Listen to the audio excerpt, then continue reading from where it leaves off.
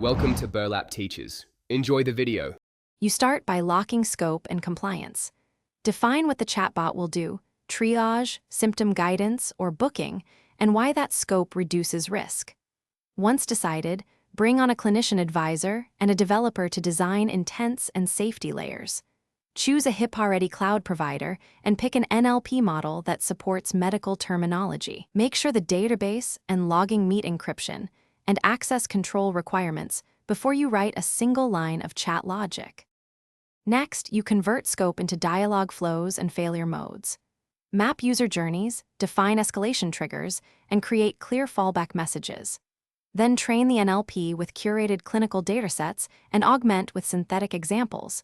Validate using clinician review and test cases.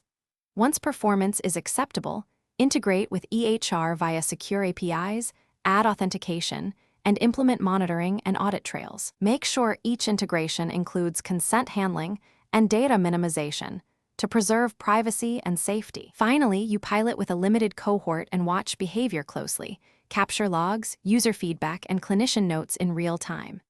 Iterate fast, adjust intents, refine prompts, retrain models, and optimize handoffs to clinicians. Deploy phased rollouts and keep stakeholders informed. If something goes wrong, prioritize safety.